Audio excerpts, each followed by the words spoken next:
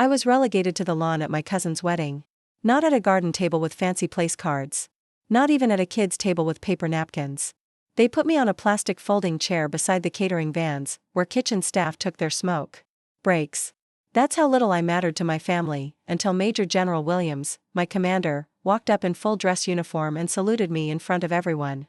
Before we jump back in, tell us where you're tuning in from, and if this story touches you, make sure you're subscribed, because tomorrow, I've saved something extra special for you. The July heat pressed down like a weighted blanket, making my rented suit stick to my back. I shifted uncomfortably, watching servers hustle trays of champagne through the side entrance while wedding guests laughed inside the air-conditioned ballroom. My plastic cup of warm punch sweated in my hand, leaving a ring on my wrinkled pants. I hadn't planned to come at all. The invitation arrived 3 weeks late, an obvious afterthought, addressed to Alexander Davis and guest. Though everyone knew I hadn't dated anyone since Melissa left 2 years ago. The envelope was thin, no RSVP card included, just a hastily printed note with the ceremony details scrawled in my aunt's handwriting. We've arranged seating already, but you're welcome to attend. Welcome. As if they were doing me a favor. My cousin Rebecca and I used to be close. We grew up 3 houses apart, built forts in the woods behind our neighborhood, and protected each other during family gatherings when Uncle Paul got too loud after his 4th scotch. When her father died suddenly our sophomore year of high school, I was the one who sat with her for hours, not saying anything, just being there while she cycled through shock and grief. I drove 2 hours every weekend my first year of college to make sure she was okay. But things changed when I enlisted. My family never understood why I joined the army. They were academics and corporate climbers, people who measured success in degrees and summer homes. Military service was something other people's children did, kids from the wrong side of town who couldn't afford college or couldn't think of anything better to do with their lives. It's just so provincial. My mother said when I told her, wrinkling her nose like I'd announced I was joining the circus. You were going to law school. I tried explaining that I wanted to serve, to be part of something bigger than myself. That I'd still use my degree, just in a different way. But they couldn't, or wouldn't, understand. With each promotion, each deployment, the distance grew. Holiday visits became shorter, phone calls less frequent. I became the family oddity, the cousin who made strange choices, whose life they discussed in hushed tones when they thought I couldn't hear. We just worry about you, Aunt Caroline would say, patting my arm at Thanksgiving dinner. Such a dangerous profession. The same aunt who hadn't bothered to attend my promotion ceremony when I made captain, though it was held just 40 minutes from her house. Rebecca's engagement announcement came through the family group chat. Not a call, not a personal message, just a photo of her hand with a massive diamond ring, captioned, "She said yes," followed by 20 messages of congratulations. I added mine, genuinely happy for her, and waited for her to reach out about being a groomsman or at least part of the wedding. We'd always promised to be in each other's weddings. The call never came. When I asked my mother about it 2 months later, she sighed heavily, the way she did when explaining something obvious to a child. They're keeping it small, Alex. Just immediate family and close friends. I am immediate family, I said, feeling a familiar tightness in my chest. And I thought I was a close friend. You know what I mean. People they see regularly. Besides, weren't you scheduled for another deployment or whatever? I wasn't. I had been stateside for over a year, working at the Pentagon. She would have known that if she'd asked. If anyone had asked. The wedding invitation arrived 3 days after I overheard Rebecca telling my cousin Tyler she'd finally finished the guest list during our family Easter gathering. I sat alone at the end of the table, pushing ham around my plate while conversations flowed around me, never quite including me. When I mentioned the wedding, everyone suddenly became very interested in Aunt Maggie's new kitchen renovation. I should have declined. Should have scheduled a training exercise or invented a work emergency. Pride demanded it. But some stubborn part of me refused to be erased so easily. So I RSVP'd with a short, "Looking forward to celebrating with you," even though the invitation hadn't asked for a response. The morning of the wedding, I stood in front of my bathroom mirror, adjusting my tie and rehearsing small talk. I decided to wear my civilian clothes, a charcoal suit, crisp white shirt, burgundy tie, rather than my dress uniform. No need to remind everyone of the career choice that had made me an outsider. I wanted to blend in, to pretend for one day that I was still part of this family. I arrived at the vineyard venue exactly on time, following the elegant signs directing guests to the ceremony. The weather was perfect, clear blue skies, gentle breeze, temperature in the mid-70s. The kind of day wedding photographers pray for. Rows of white chairs faced an arbor draped with roses and greenery. A string quartet played softly as guests mingled, air-kissing and admiring each other's outfits. No one noticed me at first. I stood at the edge of the gathering, scanning for familiar faces, searching for my name on the seating chart. That's when my cousin Tyler spotted me. "Alex. Hey, man." He clasped my shoulder, a beer already in his other hand though it wasn't yet noon. "Didn't know if you'd make it." Preparing and narrating this story took us a lot of time, so if you are enjoying it, subscribe to our channel, it means a lot to us. Now back to the story. "Wouldn't miss it," I said, forcing a smile. "Where am I sitting?" Tyler's expression shifted, a flash of discomfort crossing his face. "Let me check with Mom. I think there was some rearranging." He disappeared into the crowd before I could respond. 10 minutes passed. The ushers began seating guests. 15 minutes. The string quartet switched to the processional music. Still no Tyler, no instructions, no place card with my name. Finally, as the last guests were taking their seats, a harried-looking wedding coordinator approached me, clipboard in hand. "Alexander Davis," she whispered urgently. I nodded. "I'm so sorry about the confusion. We've had some last-minute adjustments." She glanced at her clipboard. "We're at capacity inside, but we've set up a special viewing area." She gestured vaguely toward the side of the venue. "A special viewing area," I repeated flatly. "Yes, with a screen showing the ceremony. It's quite nice, actually. For overflow guests." Overflow guests. Like distant colleagues or the bride's mother's book club members. Not for the cousin who'd once been like a brother. I followed her around the building to where a small tent had been erected. Inside, a single plastic folding chair faced a small monitor showing a grainy feed of the ceremony area. A plastic cup of punch sat on a TV tray beside the chair. "The ceremony will start in about 5 minutes, the coordinator said brightly. "There's a bathroom just through there, and you can join everyone for the reception afterward."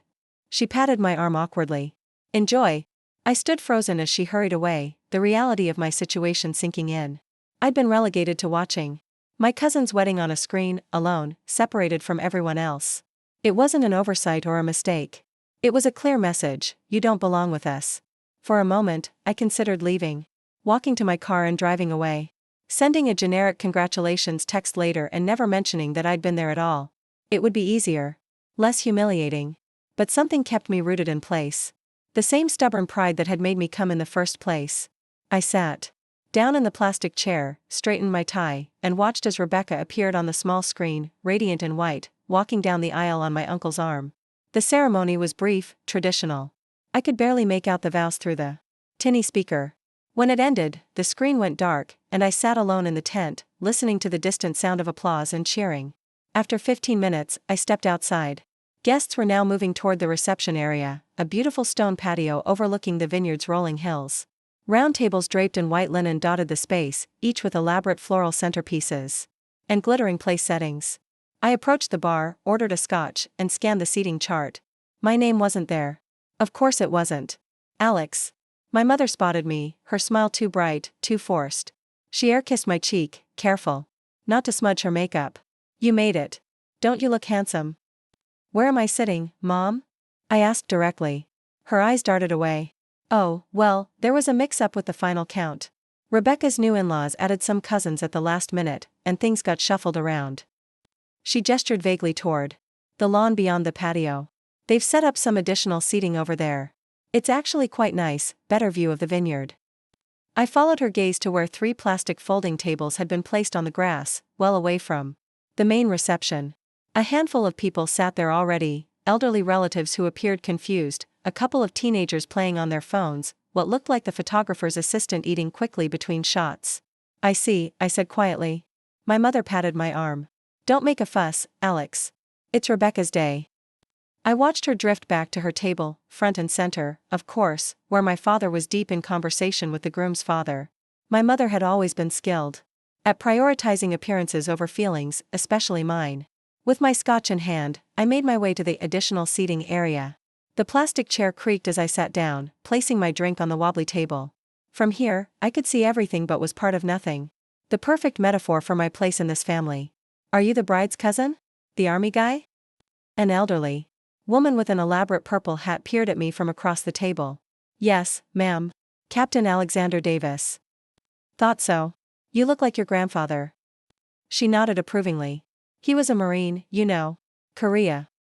I know. My grandfather had been my hero, the reason I'd joined the military despite my family's disapproval. He died when I was 16, the only person who might have understood my choices. They shouldn't have put you out here, she said bluntly, gesturing with her fork. No respect these days. I smiled despite myself. And you are? Margaret Williams, the groom's great-aunt. She leaned forward conspiratorially. No one wants me at the main tables either. I say what I think. For the next hour, I sat with Margaret, eating rubbery chicken and making small talk. She told stories about her late husband, also a veteran, and asked thoughtful questions about my service. It was the most genuine conversation I'd had all day. The reception proceeded with toasts, cake cutting, first dances. From our distant vantage point, it all looked like a scene from a movie, beautiful but untouchable. Rebecca hadn't so much as glanced in my direction, though I'd caught Tyler looking over guiltily several times. Would you get an old lady another glass of wine, Captain? Margaret asked, handing me her empty glass. It would be my honor, ma'am, I replied, grateful for the excuse to move. As I waited at the bar, I felt a presence beside me. My uncle, Paul, Rebecca's stepfather, swayed slightly as he ordered another drink. Alex, he acknowledged, his voice slurred. Military treating you well? Yes, sir, I said stiffly.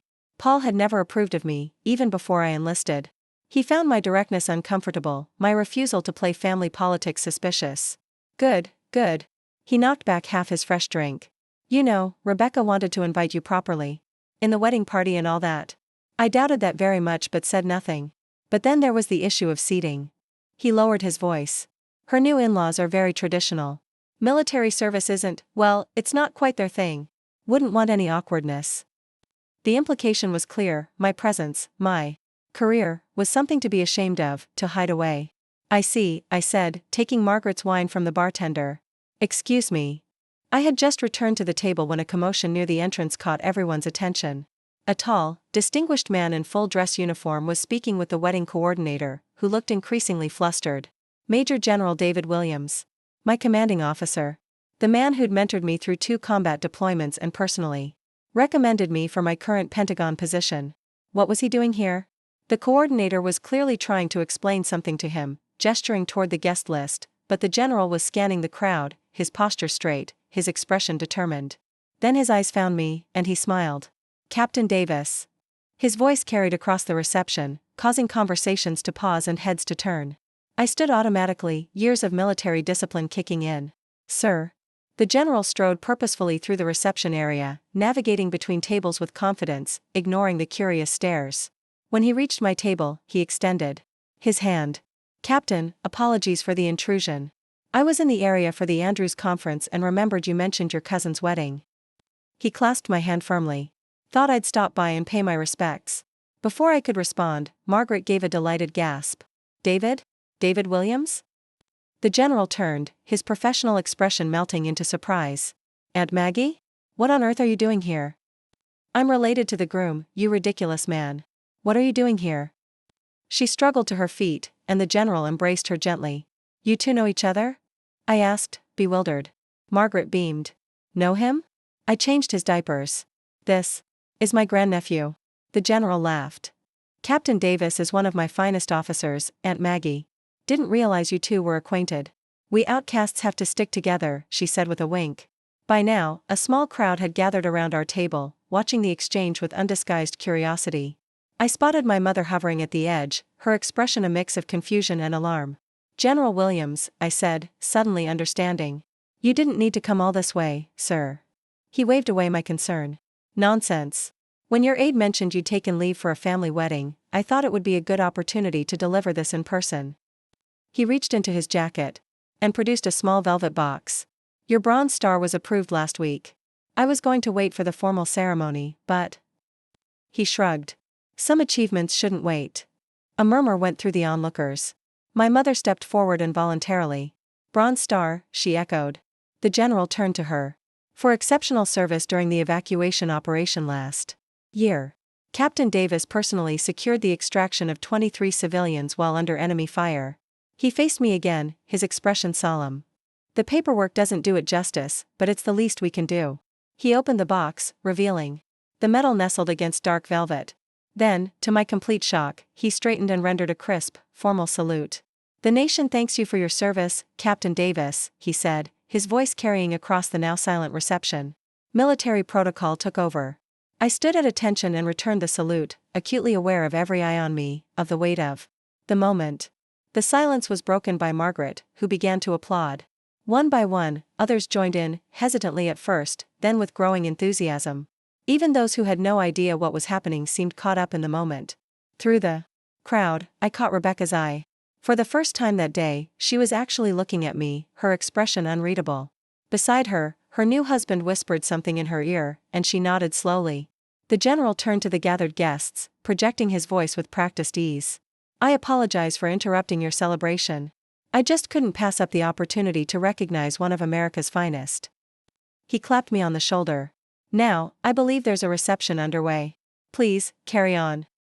As the crowd dispersed, returning to their tables and conversations, the general lowered his voice. "Your text said they put you out here by the catering trucks. Thought you could use some backup." I blinked in surprise. I had sent him a message earlier, a brief, frustrated vent about my family's treatment, never expecting him to actually show up. "Sir, you didn't have to." "Yes, I did," he interrupted firmly. "We take care of our own, Captain. Always." He glanced around at the lavish reception, then back at our plastic table. "Besides, Aunt Maggie clearly needed rescuing too." Margaret cackled. "I was doing just fine corrupting the youth," she said, gesturing to the teenagers who had been at our table earlier. "But your timing is impeccable, as always." The general checked his watch. "I can only stay for a few minutes. Actual business. In the area." He turned to me. "But I'm glad I caught you. That medal is well deserved, Davis. Don't let anyone tell you differently." My mother approached cautiously, my father trailing behind her. The general straightened, his demeanor cooling several degrees. "You must be Captain Davis's parents," he said, extending his hand. "Major General Williams. Your son serves under my command." My father shook his hand, looking slightly dazed. We had no idea about the medal. Few civilians understand what it represents," the general replied smoothly. "Your son is exceptionally modest about his accomplishments." My mother glanced between us, then at the plastic chairs and folding table. For perhaps the first time in her life, she seemed at a loss for words. The wedding coordinator reappeared, looking harried. "Excuse me, but the bride and groom are about to cut the cake. Everyone should return to their assigned seating."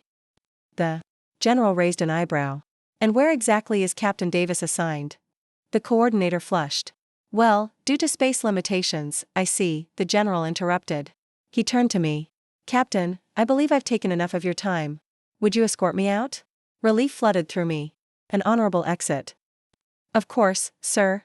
I said goodbye to Margaret, who squeezed my hand and whispered, "Call me next week. I have stories about your commander he won't want me to tell."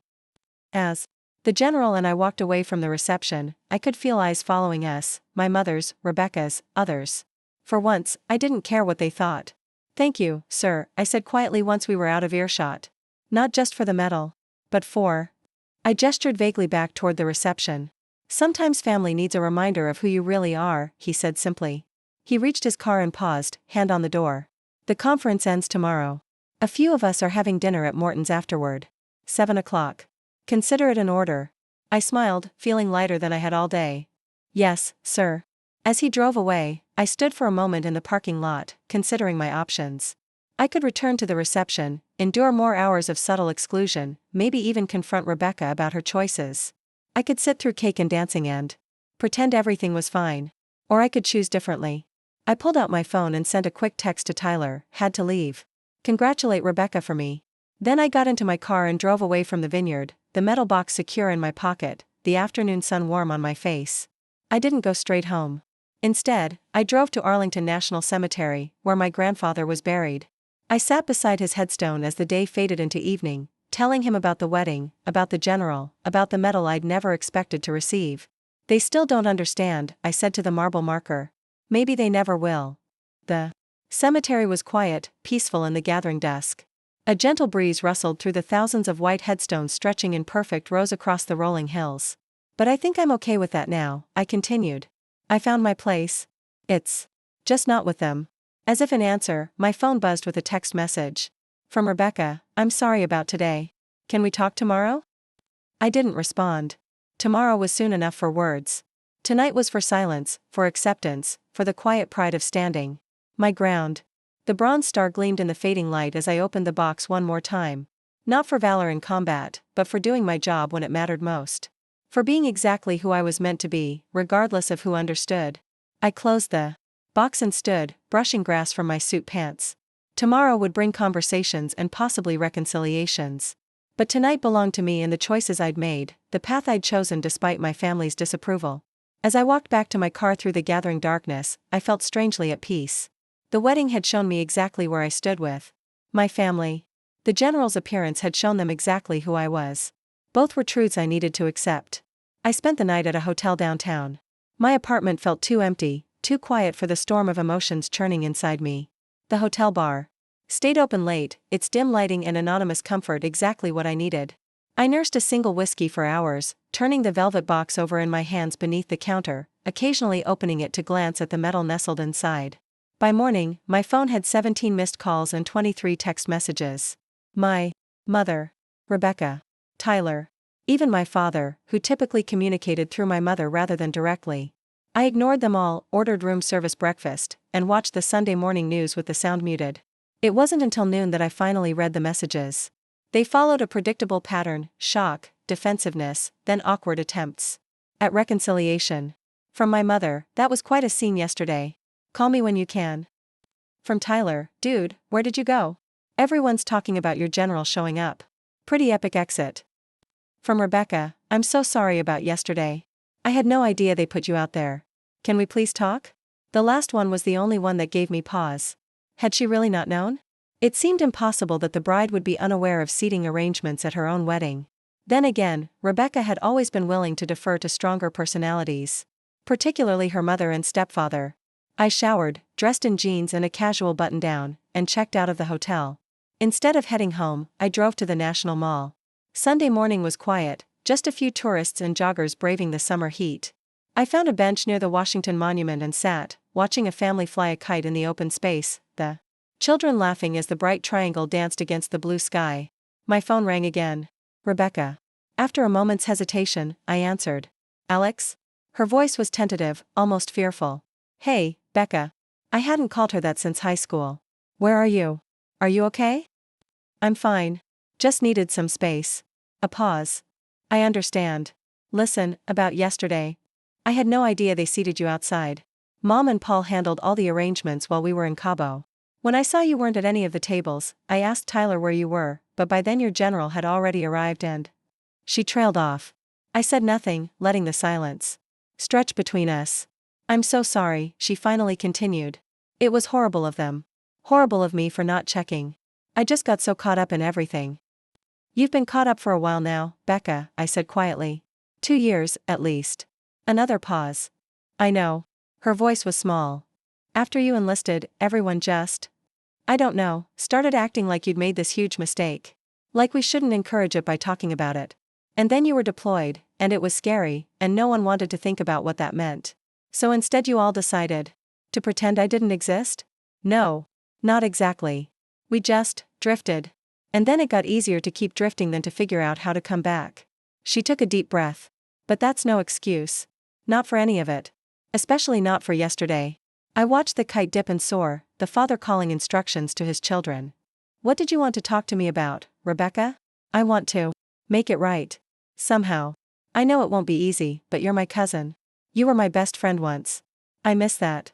And your new husband? The one whose family apparently finds military service distasteful?" She sighed. "Mark's parents are traditional. But he was actually really impressed by what happened yesterday. He's been asking me all about you since the reception." Of course he was. People were always interested once they learned about the medals, the deployments, the stories that seemed like movies to those who'd never served. It was the day-to-day reality of military life they found boring or uncomfortable. "I'm having brunch with some friends tomorrow," I said, changing the subject. "Officers from my unit. You and Mark are welcome to join us, if you want." The invitation surprised me as much as it seemed to surprise her. I hadn't planned it, hadn't even thought about reconciliation until the words were out of my mouth. "Really?" Hope filled her voice. "We'd love that. We don't fly to Maui until Tuesday, so tomorrow works perfectly. I'll text you the details." After we hung up, I sat for a while longer, wondering if I'd made a mistake. Forgiveness had never come easily to me. My grandfather used to say I had a memory like an elephant and twice the stubbornness. But holding on to anger was exhausting, and Rebecca's regret had seemed genuine. My phone buzzed with a text from General Williams, "Dinner still on for tonight. Morton's. Dress casual." I hadn't forgotten. How could I? The prospect of dinner with senior officers would have been intimidating once. Now it felt like sanctuary. The rest of the day passed quietly. I went home, unpacked my garment bag from the wedding, and threw my dress shoes into the closet. My apartment was sparse, military neat, with few personal touches beyond a shelf of books and a shadow box containing my grandfather's service medals. My life existed in this in-between space, too transient for real roots, too settled for constant movement. At 6:45, I arrived at Morton's. The hostess directed me to a private dining room in the back, where General Williams sat with 3 other officers, a colonel I recognized from the Pentagon, and 2 lieutenant colonels I'd never met. "Davis," the general called, rising slightly. "Right on time. Come meet everyone." The next 2 hours were among the most unexpectedly enjoyable of my life. The conversation flowed easily between military matters and civilian life.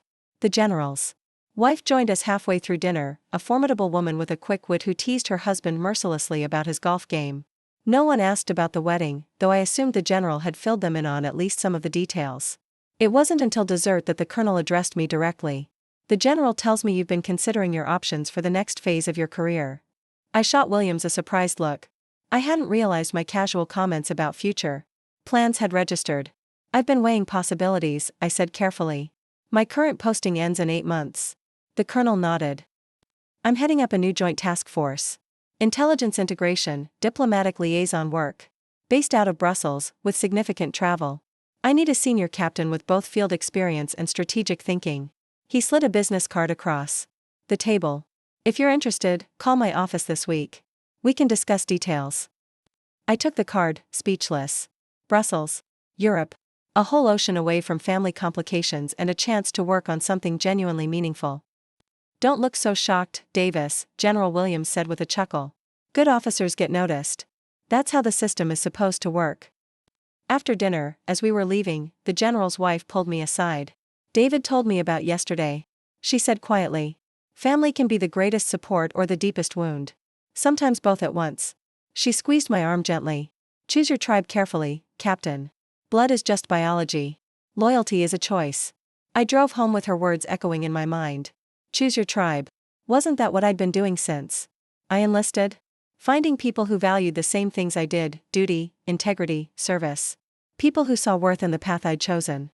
Monday morning dawned clear and bright. I woke early, went for a run along the Potomac, and returned home to find another text from Rebecca, confirming brunch. "We should talk about it. As a family." I closed my laptop, focusing on the conversation. "Why now, Mom? What's changed?" She sighed. "Your general made quite an impression. It made us realize that perhaps we've been short-sighted about your career choices. Of course. The uniform, the medal, the salute. External validation that finally made them question their assumptions." "I'm busy this week," I said. "And I'll be traveling for training next month. Before Brussels, then. Surely you can make time for family before moving overseas." The old guilt tactics. They had always worked before. "I'll check my calendar," I said noncommittally. "I need to go, Mom. I have a call with my new commanding officer in 10 minutes. It wasn't strictly true, but it ended the conversation. As I set down the phone, I realized something important. For the first time in my adult life, I felt no obligation to please my family. No driving need for their approval or understanding. It would be nice if they finally saw me clearly, appreciated the path I'd chosen. But their validation was no longer necessary for my happiness. I opened the velvet box containing the bronze star, running my finger over the metal surface. Not just a recognition of service, but a reminder of who I had become, someone who acted decisively, who put duty before comfort, who had found his place in the world despite the doubts of those who should have believed in him first. Brussels awaited. A new assignment, new challenges, new connections to form. And if my family wanted to be part of that journey, they would need to make the effort this time. No more plastic chairs by the catering trucks. No more afterthought invitations. No more explaining away their treatment of me as unfortunate or a misunderstanding. I deserved better. And finally, after all these years, I knew it. Brussels in January was colder than I expected. Not the temperature, I'd researched that thoroughly, but the emotional chill of starting over in a place where streets bore unfamiliar names and simple transactions required careful concentration. My apartment, secured through the embassy housing office, overlooked a small park where elderly men played chess regardless of weather, their breath fogging as they contemplated moves, their heavy coats making them look like bundled chess pieces themselves. The Joint Task Force occupied 3 floors of a nondescript building near NATO headquarters. My security clearance had been upgraded, my diplomatic passport issued, my role carefully defined in briefings that stretched across my first week. Intelligence integration meant connecting dots between agencies that didn't always want their dots connected. Liaison work meant smoothing ruffled feathers when those connections revealed uncomfortable truths. I took to it immediately. Captain Davis, Colonel Harrison said during our 3rd week, leaning against my office doorframe. "How's the transition going?" "Steep learning curve, sir," I admitted, "but I'm climbing it." He nodded, satisfied. "Jumped right into the deep end with the Balkans assessment. Diplomatic Affairs actually praised your analysis. That doesn't happen often." "Thank you, sir." "Team dinner tonight. Mussels and beer at that place near Grand Place. 1900 hours. Consider it mandatory fun." I smiled. "Wouldn't miss it." As he walked away, I turned back to my computer, where a half-finished email to Rebecca sat open. We'd been corresponding regularly since I'd arrived in Brussels, short messages at first, gradually lengthening as the awkwardness between us eased. She and Mark had returned from their honeymoon tanned and seemingly happy, settling into married life in their new condo. "Brussels sounds amazing," she'd written in her last email. "Though I can't imagine the winter. We're barely surviving DC's cold snap, and you're in actual Europe. Mom asks about you constantly, which is new and weird." I think she's finally realizing what she missed. I finished the email, describing the chess players in the park and the chocolate shop on my street that filled the air with a scent so rich it seemed edible. I didn't mention my parents. They'd called twice since I'd arrived, stilted conversations full of weather observations and vague questions about how Europe was treating me.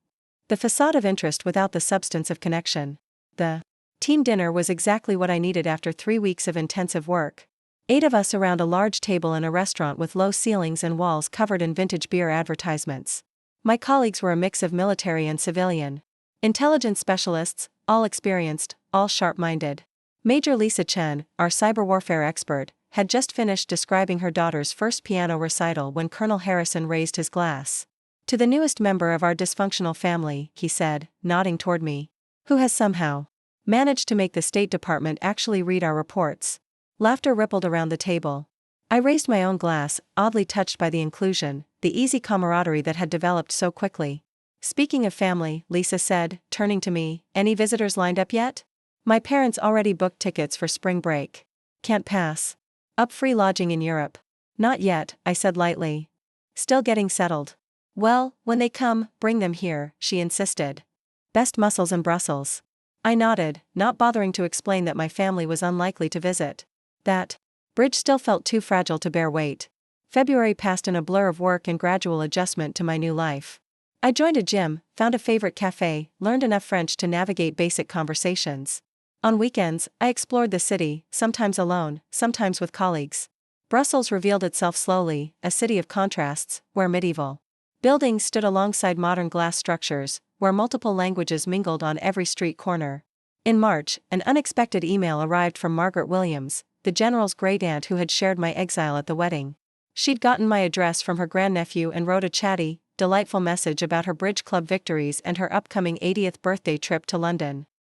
"While I'm across the pond," she wrote, "it seems silly not to hop over and see Brussels too. Would my favorite captain be available for a visitor in early April? I promise not to be a bother. I can entertain myself while you work. I just want to see this European adventure of yours firsthand." I responded immediately, offering my guest room and promising to take time off to show her around. Her visit gave me something to look forward to, a bridge between my new life and the one I'd left behind. 2 weeks later, another email arrived, this one from Rebecca. "Great news," she wrote. "Mark has a conference in London the first week of April. We're thinking of extending the trip to include Brussels. Margaret mentioned she's visiting you around then too. Wouldn't it be fun to overlap? We could all explore together. Let me know if that works with your schedule." I stared at the screen, conflicting emotions swirling. Part of me was genuinely pleased at the prospect of seeing Rebecca, of continuing our tentative reconciliation in person. Another part, the part that remembered the plastic chair by the catering vans, was wary of expectations, of potential disappointment. April works, I replied after careful consideration. Margaret is here April 3rd to 7th. My schedule is flexible. That week. Her response came within hours, effusive with gratitude and excitement. They'd book flights right away. Mark was thrilled. They couldn't wait to see Brussels through my eyes. I closed my laptop and gazed out the window at the chess players, who had shed their heavy coats as spring gradually emerged.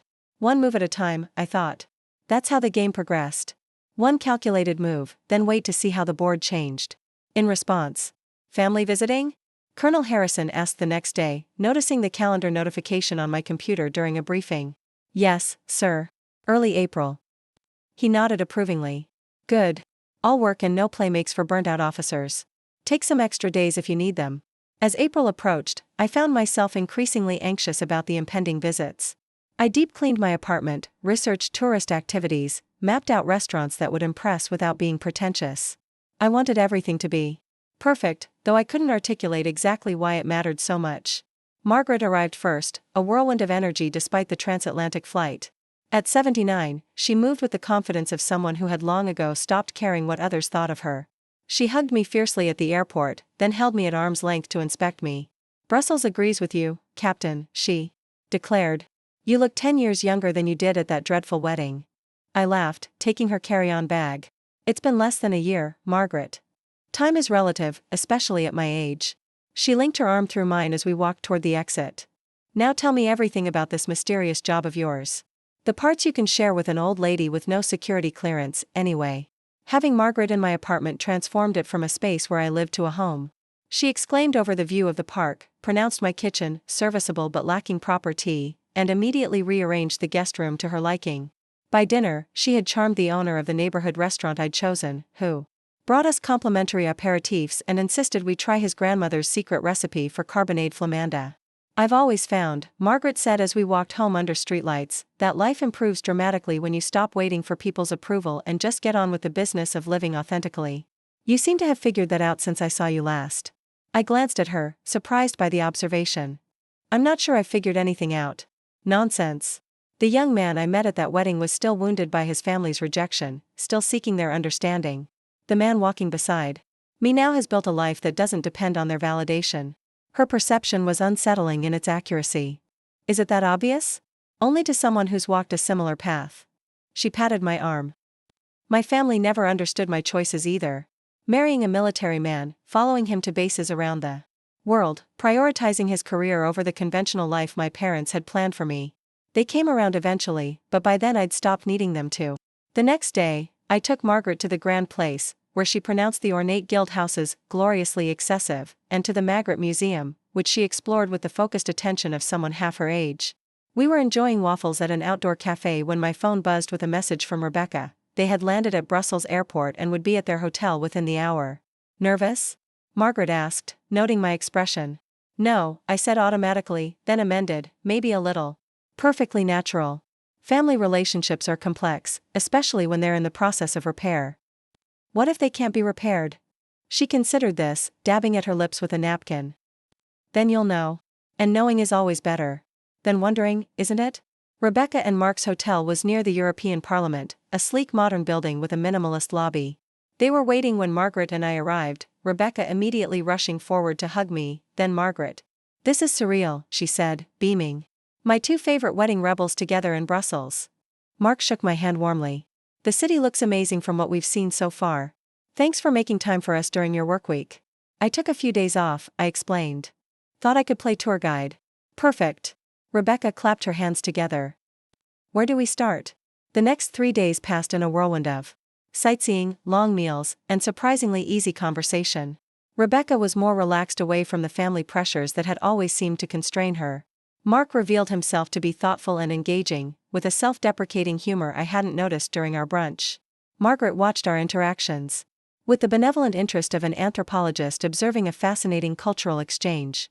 On their third evening, while Margaret rested at my apartment, I took Rebecca and Mark to a small jazz club I discovered in St. Gilles. The trio playing that night was exceptional, the bassist creating rhythms that seemed to bypass the ear and connect directly to the heart. We sat at a small table near the stage, nursing Belgian beers and letting the music fill the spaces between us.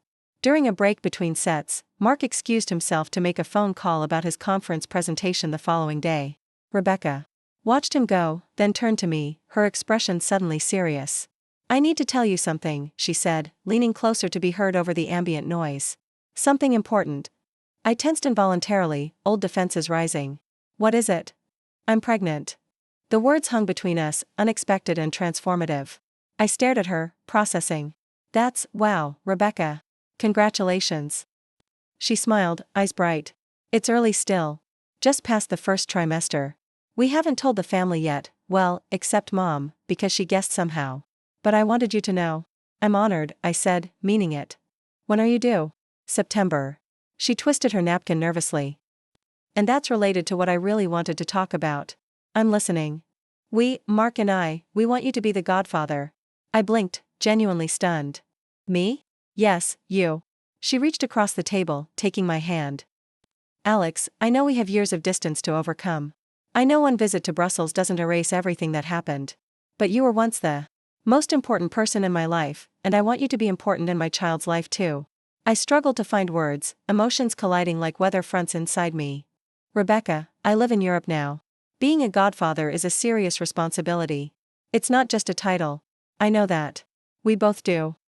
Her grip on my hand tightened. "That's exactly why we want it to be you.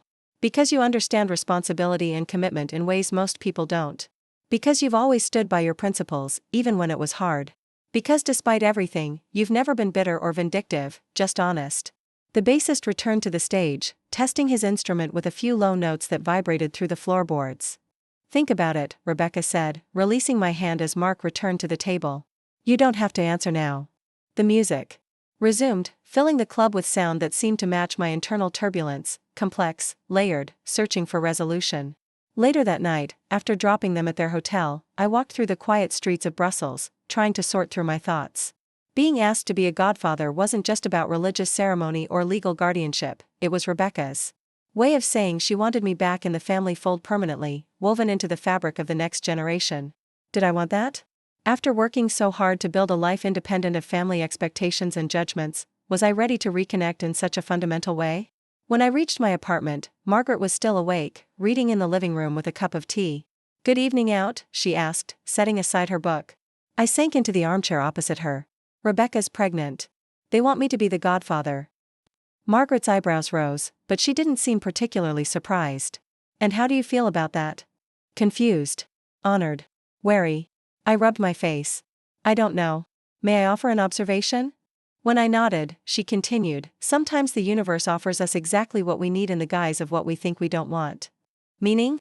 "Meaning that perhaps this child, this new connection, is the bridge you didn't know you were looking for. Not to your past, but to a different kind of future." I considered her words, turning them over like stones in a stream. What if I fail? What if the distance, geographical and emotional, is too great? Then you adjust. You adapt. You find new ways to connect. She set down her teacup with a decisive clink. But you don't refuse the invitation to try, simply because success isn't guaranteed. The next morning, our last together before Margaret would fly to London and Rebecca and Mark would return to the States, we visited the Atomium, Brussels' iconic structure representing an iron crystal magnified 165 billion times. We took the elevator to the top sphere, where floor-to-ceiling windows offered panoramic views of the city I now called home. "It's incredible," Rebecca said, gazing out at the patchwork of neighborhoods, parks, and historic buildings stretching to the horizon. "Like seeing the city as a map, but alive." "That's what perspective does," Margaret observed. "It transforms our understanding by changing our vantage point." Mark pointed to a distant cluster of modern buildings. "Is that where you work, Alex?" "Close enough," I said, deliberately vague about the exact location of our classified facility. Rebecca turned from the window to face me. "Have you thought about what we discussed?" I nodded, feeling strangely calm now that the moment had arrived.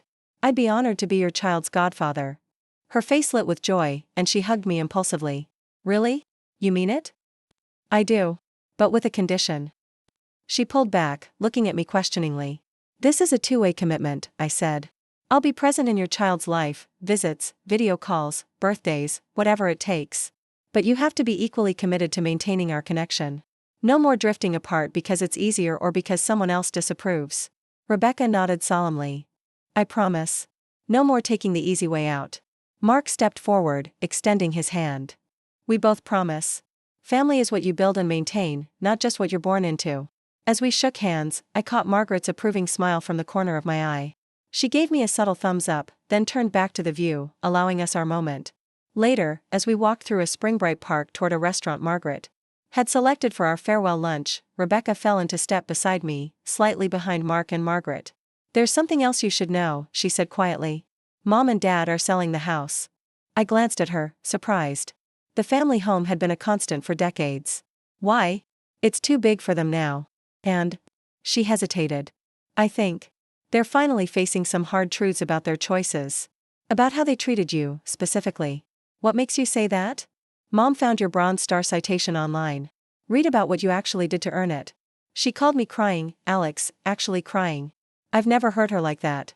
I kept my expression neutral, unsure how to feel about this revelation. And they're different now. Humbled, maybe. Dad even defended you at Easter dinner when Uncle Paul started his usual commentary about military spending. She touched my arm lightly. I'm not saying everything's fixed. Just that things are changing. I nodded, acknowledging her words without committing to a response. Change was possible, I knew that better than most. But it required more than recognition of past wrongs. It required sustained effort, consistent choices, rebuilding trust. One interaction at a time. At the restaurant, a cozy brasserie with lace curtains and worn wooden tables, Margaret ordered champagne for the table. A toast, she announced when our glasses were filled. To new beginnings, unexpected connections, and the families we choose along the way. We clinked glasses, the crystal ringing clear and bright in the sunlit room. As I sipped the champagne, I felt something shift inside me, not forgiveness exactly, but acceptance. Acceptance that the past couldn't be changed, but the future remained unwritten. Acceptance that healing didn't mean forgetting, just choosing not to let memory dictate. Possibility. After lunch, we parted ways, Margaret to her hotel to pack for her London flight, Rebecca and Mark to visit the Chocolate Museum before their evening train to Paris. We made plans to video call the following month, to begin the process of staying connected across the ocean that separated us. Thank you, Rebecca whispered as she hugged me goodbye. For giving us another chance. Thank you for asking, I replied simply. I watched them walk away, hand in hand, until they turned a corner and disappeared from view. Then I continued alone through the winding streets of Brussels, past chocolate shops and cafes, past the grand buildings of the city center and into the quieter neighborhoods beyond. My phone buzzed with a message from Colonel Harrison, staff meeting tomorrow 0800. Bring your Balkans assessment updates. I smiled, feeling the familiar anticipation of returning to work, to the team that had welcomed me so readily, to the mission that gave my days purpose and direction. Brussels was home now. Not because I had forgotten where I came from, but because I had chosen where to go. Not because I had severed ties with my past, but because I had learned to define those connections on my own terms. As I reached my apartment building, I paused to watch the chess players in the park. One old man was teaching a young boy the game, pointing to pieces, demonstrating moves with exaggerated gestures. The boy nodded seriously, his face scrunched in concentration. Learning. Adapting. Growing. One move at a time, I thought again. That's how we build a life worth living. One conscious choice after another, not always knowing how the game will end, but committed to playing it with integrity and purpose. I climbed the stairs to my apartment, already mentally preparing for tomorrow's meeting, already looking forward to the challenges it would bring. The future stretched before me, filled with possibilities I hadn't imagined a year ago, professional advancement, deepening friendships with my Brussels colleagues, a godchild to welcome in the fall, and yes, perhaps even a renewed connection with the family that had once pushed me away. Not all bridges could be rebuilt. Some had been too thoroughly burned. But others could be constructed anew, different from their predecessors but no less valuable for the passages they allowed. I unlocked my door and stepped inside, the apartment quiet now without Margaret's presence, but still feeling like home. My home. The one I had chosen, in the life I had created, surrounded by people who saw me clearly and valued what they saw. It was enough. More than enough. It was everything. September in Brussels brought crisp mornings and lingering golden afternoons. The chess players in the park now wore light jackets, and the air carried the first hints of autumn, a subtle sharpness that invigorated the senses. My second-floor apartment window stood open most days, letting in both the changing season and the sounds of the city I now navigated with the confidence of familiarity. Captain Davis, Colonel Harrison called, catching me as I exited the secure briefing room. Got a minute? I nodded, following him to his office, a corner space with windows overlooking the NATO complex and walls covered with maps, citations, and family photos. He closed the door, a signal that whatever was coming required privacy. "The secretary will be here next week," he said without preamble. "Full security briefing on the Balkans situation. Your assessment has become the cornerstone of our strategic approach." "Thank you, sir." "Don't thank me yet." He smiled grimly. "You'll be presenting 30 minutes to explain complex geopolitical dynamics to people who need to understand but don't have time for nuance." My pulse quickened. A briefing at that level wasn't just an assignment, it was an opportunity. Recognition. A test. "I'll prepare something comprehensive but accessible," I said, mind already organizing the key points, the visual aids that would help convey the intricacies of the situation. "I know you will." He leaned back in his chair. "By the way, your leave request for October, approved. 10 days should be enough for a godfather ceremony, I assume?" "Yes, sir. More than enough. Good work deserves proper reward."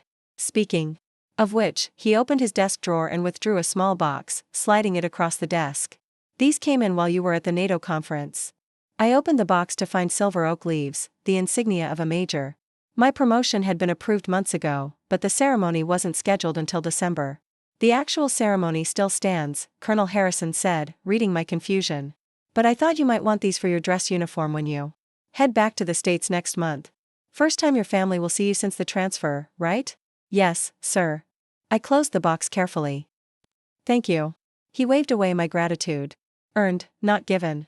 The secretary specifically mentioned your Kosovo analysis in his briefing request. Said it was the clearest assessment he'd seen in 20 years at State. As I left his office, I felt a familiar calm certainty, the kind that comes not from arrogance but from knowing your own capabilities, from recognition of work done with diligence and integrity. The promotion wasn't just a rank increase, it was validation of the path I'd chosen, of the skills I'd developed far from the family that had once dismissed my career as a poor substitute for their preferred trajectory. That evening, I video called Rebecca as scheduled. These monthly calls had become a fixture, sometimes including Mark, sometimes just the two of us rebuilding the connection that had frayed over years of misunderstanding and distance. Her face appeared on my screen, noticeably rounder than during her Brussels visit, her pregnancy now in its final weeks. "Alex," she greeted me, adjusting her position on what looked like a nursery glider. Perfect timing. I just got off my feet for the first time all day. "How are you feeling?" "Like a whale. A very tired, very hungry whale." She laughed, then winced, placing a hand on her rounded belly. "And apparently your godson objects to being compared to marine mammals." "He's moving?" "Constantly. Especially at night. The doctor says he's running out of room in there." She shifted again, finding a more comfortable position. "But enough about my discomfort. How's the diplomatic world of Brussels?" I told her about the secretary's upcoming visit, the presentation I was preparing, the promotion that would become official before year's end. As I spoke, I noticed a new attentiveness in her expression, not the polite interest of our earlier conversations, but genuine engagement. "I'm so proud of you," she said when I finished. "We all are." "All?" I raised an eyebrow. "The family. Even those who were slow to come around." She hesitated. "Mom asks about you all the time. Wants to know when exactly you'll be arriving for the christening." I hadn't spoken directly with my aunt since the wedding, our communication filtered through Rebecca or occasional stilted emails.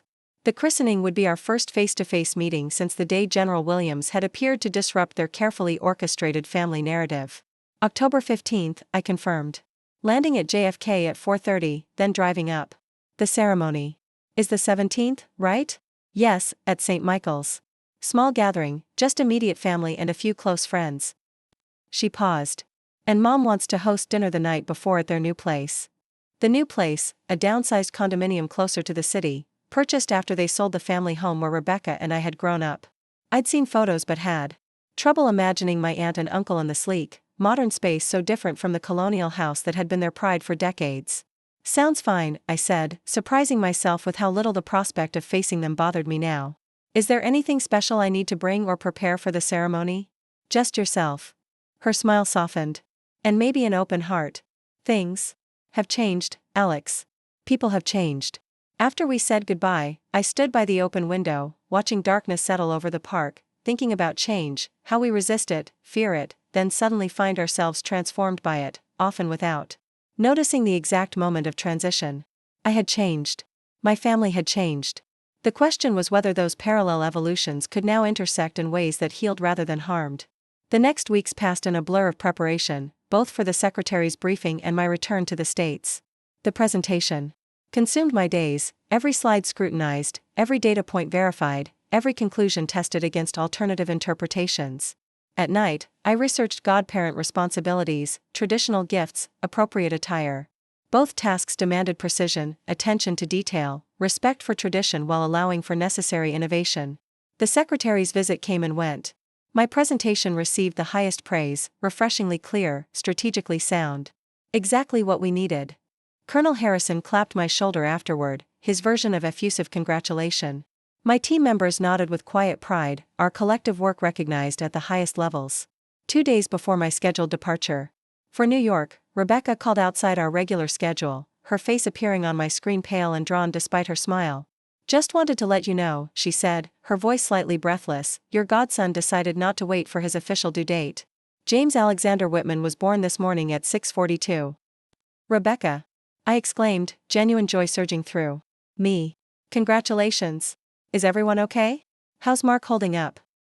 "We're all good. Jamie's perfectly healthy, 7 pounds, 9 ounces. Mark is currently passed out on the hospital cot after 36 hours without sleep." She shifted the camera, revealing a tightly swaddled bundle in her arms.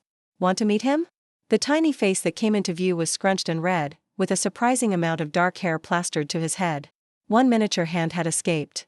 The swaddle and was pressed against his cheek in a gesture of such vulnerability it made my throat tighten. "He's perfect," I said softly. "We're still having the christening as scheduled," Rebecca assured me. "Just with a slightly older guest of honor than anticipated. I wouldn't miss it." After we disconnected, I sat for a long moment, staring at the dark screen of my phone. James Alexander. They had given him my name as his middle name, a gesture of reconciliation, of hope, of connection that transcended the mistakes and misunderstandings of the past. I rebooked my flight for the next day, arranged for early leave with Colonel Harrison's blessing, and spent the evening packing with a new sense of purpose. This trip was no longer just about fulfilling a ceremony or navigating awkward family dynamics. It was about meeting the newest member of my family, a child who would know me not as the cousin who had been pushed to the margins, but as a steady presence in his life from the very beginning. The transatlantic flight gave me time to reflect on the journey of the past year, from excluded wedding guest to Brussels-based intelligence officer to godfather. The distance I had traveled couldn't be measured in miles alone. It was a transformation of identity, of self-perception, of my place in both professional and family constellations. New York greeted me with spectacular autumn weather, clear blue skies and trees blazing with color along the highway as I drove my rental car northward. The familiar landmarks of my childhood passed by the windows, the diner where we stopped after school sports events, the mall where I'd bought my first suit, the turnoff to the university where generations of my family had studied, their legacy forming a path I had chosen not to follow. The GPS directed me to an address I didn't recognize, a modern building of glass and steel in a newly developed area near the riverfront. My aunt and uncle's new home. I parked in the designated visitor spot, collected my luggage, and took a moment to straighten my civilian clothes, dark jeans, button-down shirt, leather jacket. Professional but relaxed. The uniform would come later, for the ceremony. Rebecca answered the door, baby Jamie cradled against her shoulder. "You made it," she exclaimed, free arm reaching to pull me into a careful hug that avoided squishing the newborn between us. "Couldn't wait to meet this little guy," I said, setting down my bags to get a better look at my godson, now 8 days old and slightly less red than in our video call. His eyes were open, dark blue and unfocused, taking in the blur of the world around him. "Do you want to hold him?" Before I could answer, a familiar voice called from inside the apartment. "Rebecca? Is that Alex?" My Aunt Caroline appeared in the doorway behind her daughter, looking both the same and different, her hair styled in a shorter, more modern cut, her typical pearls replaced by a simple silver necklace. She hesitated for a moment, uncertainty flashing across her face. "Alex," she said finally. "You're earlier than we expected." I rebooked my flight when I heard about Jamie. I met her gaze steadily, neither warm nor cold, simply present. She nodded, then stepped forward, arms opening tentatively. "It's good to see you." The hug was brief, a bit awkward, but genuine. As we separated, she studied my face. "Brussels agrees with you. You look settled." "I am," I said simply. Rebecca broke the moment of tension. Come in, come in. Mark's parents are arriving soon, and Dad's picking up dinner from that Italian place you always liked." The apartment was nothing like the home where I'd spent countless holidays and family gatherings.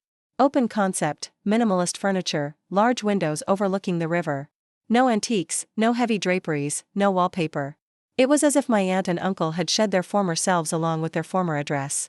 Mark greeted me with a tired but happy handshake, the glazed look of new fatherhood evident in his eyes. Thanks for coming early. It means a lot to Rebecca. Wouldn't have it any other way, I assured him, accepting the glass of wine my aunt offered. We settled in the living room, Jamie now asleep in a bassinet near the sofa. The conversation flowed more easily than I had expected, updates on mutual acquaintances, questions about Brussels, stories of Jamie's dramatic early arrival. My aunt seemed different, less rigid, more willing to listen rather than direct. When she spoke of my work, there was none of the old dismissiveness, only careful attention and occasional questions that revealed genuine interest. My Uncle Paul arrived with dinner, containers of pasta, salad, fresh bread, and greeted me with a firm handshake that lingered slightly, his eyes meeting mine directly. Major Davis, he said, using my new rank with what sounded like respect. Good to have you home. Thank you, sir. No, sir needed. We're family. He cleared his throat. And family should be honest with each other. I owe you an apology, Alex. For the wedding. For a lot of things before that. The directness caught me off guard.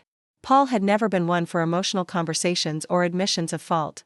I appreciate that, I said carefully. He nodded, accepting the simplicity of my response. Your General, Williams. He's a good man. Set me straight about a few things. Before I could ask what he meant, the doorbell rang, announcing Mark's parents' arrival. The moment passed, replaced by introductions and exclamations over baby Jamie, who had awakened and was demanding attention with impressive lung capacity. For one so small. Dinner was surprisingly pleasant, the conversation flowing around the table like water finding its natural course. Mark's parents, a surgeon and a university administrator, were well-traveled and curious about my work. In Brussels, asking intelligent questions that required minimal translation from military jargon. Will you be in your uniform for the christening? Mark's mother asked as we finished dessert. Yes, if that's appropriate, I said, glancing at Rebecca for confirmation. Of course it is, she assured me. We want you there as yourself, Alex. All parts of yourself. After dinner, while the others moved to the living room for coffee, my aunt pulled me aside, leading me to a small study off the main hallway. A framed photograph on the desk caught my eye, me in my commissioning ceremony, my grandfather standing proudly beside me. I hadn't known such a photo existed. Your grandfather sent it to me, my aunt said, following my gaze. Before he died. Said I should be proud of the man you were becoming. She picked up the frame, running her finger along the edge. I wasn't ready to hear it then. I'm sorry for that. Aunt Caroline, please, let me finish. She set the photo down carefully.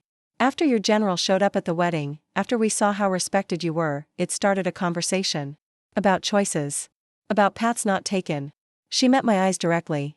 Paul and I have spent our lives believing there was one right way to live, one definition of success. We tried to force that on you, and when you chose differently, we punished you for it. I remained silent, letting her speak the words that clearly needed to be said. Selling the house, moving here, it wasn't just about downsizing. It was about letting go. Of expectations. Of control. Of being right all the time. She smiled faintly. It's not easy, changing at our age. But necessary. Change is rarely easy at any age, I offered. No, I suppose not. She hesitated, then continued. When Rebecca told us about your promotion, about the work you're doing in Brussels, work that matters, that makes a difference, I realized how limited our vision had been. How much we'd missed by refusing to see your path as valid. The admission hung in the air between us, neither accusation nor absolution, simply truth acknowledged after too long in shadow. Thank you for telling me, I said finally.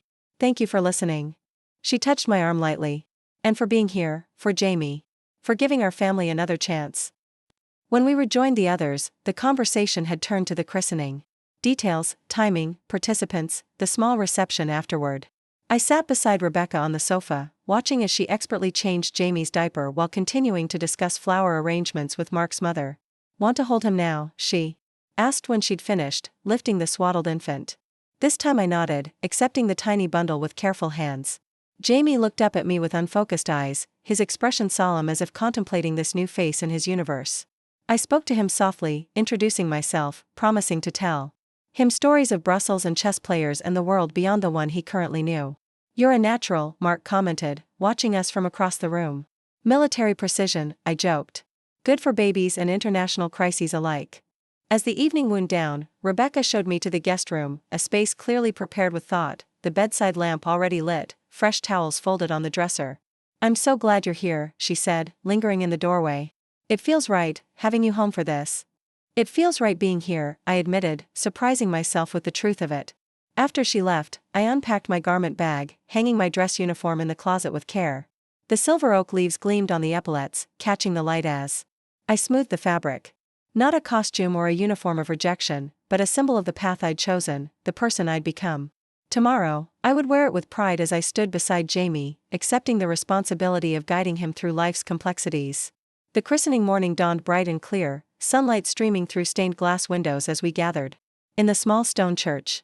Jamie, resplendent in a christening gown that had been in Mark's family for generations, remained miraculously calm throughout the ceremony, his solemn gaze moving from face to face as if cataloging the important people in his world.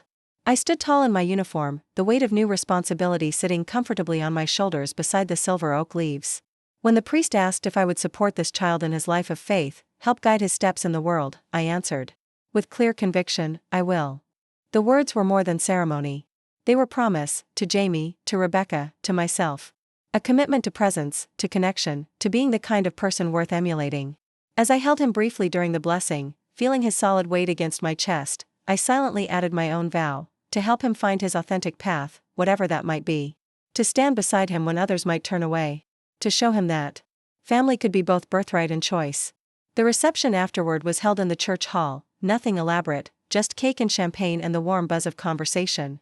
General Williams had sent flowers, a gesture that clearly impressed both sides of the family. Margaret had called that morning, unable to attend but sending her love from London, where she was now spending an extended stay with her granddaughter. As guests began to leave, I found myself standing beside my Uncle Paul near the windows overlooking the church garden. "Your grandfather would be proud," he said after a moment of companionable silence. "Not just of the uniform or the rank. Of the man you've become." "Thank you," I said, the words no longer difficult to accept. "The night of the wedding," he continued, "after you left and everything fell apart, General Williams took me aside. Told me about the evacuation operation that earned you that Bronze Star.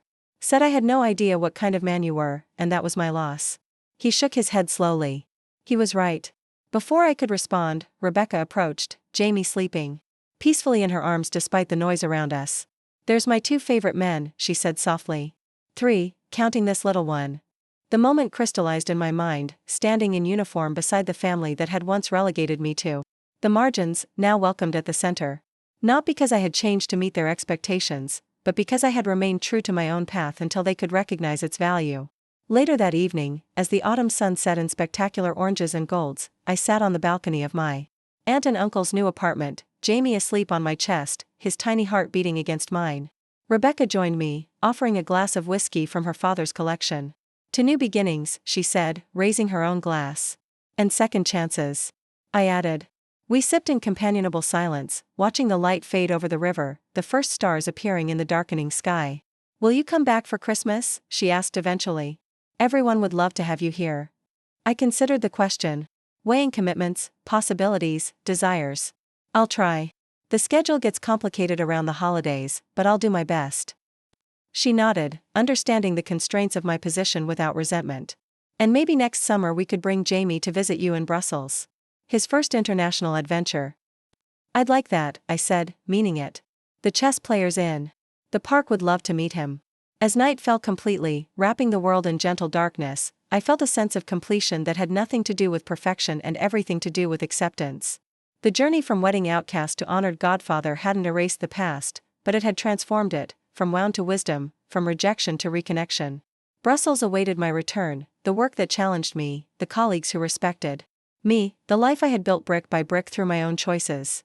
But this place, these people, would now remain connected to that life, not as obligation but as genuine relationship, maintained by mutual effort rather than mere proximity or tradition.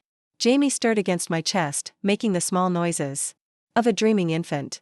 I adjusted my hold, keeping him secure and warm in the cooling evening air.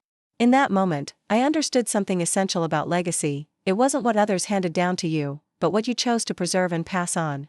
From my grandfather, I had inherited a sense of duty, of service beyond self. From my own Experiences, both painful and triumphant. I had gained resilience, the courage to stand apart when necessary, the wisdom to reconnect when possible. These were the gifts I could offer Jamie as he grew, not expectations or judgments, but the freedom to discover his own authentic path, secure in the knowledge that at least one person in his life would support that journey unconditionally. The stars brightened overhead, distant points of light somehow both separate and connected, much like the lives they silently witnessed, individual paths that occasionally, miraculously, aligned to form patterns of meaning and beauty that no single star could create alone. Tomorrow I would return to Brussels, to the life I had chosen. But I would carry with me the weight of this small child, the reconnection with family, the knowledge that sometimes the most unexpected journeys lead us exactly where we need to be, not back to where we started, but forward to where we belong. He's going to have quite the story to tell someday, Rebecca mused, gently touching Jamie's dark hair. About his godfather, the intelligence officer. The hero who was once seated outside at a wedding until a general saluted him in full view of everyone. I smiled at the memory, no longer painful but transformed into something approaching amusement. Some stories look like failures when you're living them, I said quietly. It's only later you realize they were actually the beginning of something better. Jamie sighed in his sleep, a sound of perfect contentment. Above us, the stars continued their ancient patterns, indifferent to human concerns yet somehow comforting in their constancy. I had found my place among them, not just one fixed point, but a constellation of connections spanning continents and generations, formed by choice rather than chance, strengthened by challenge rather than diminished by it. In the end, perhaps, that was the greatest triumph of all, not the medals or the promotions or even the reconciliations, but the freedom to define my own success, to build a life authentic to my values rather than others' expectations. A lesson worth passing on to the child sleeping trustingly against my heart. A legacy worth leaving. Up next, you've got 2 more standout stories right on your screen. If this one hit the mark, you won't want to pass these up. Just click and check them out. And don't forget to subscribe and turn on the notification bell, so you don't miss any upload from us.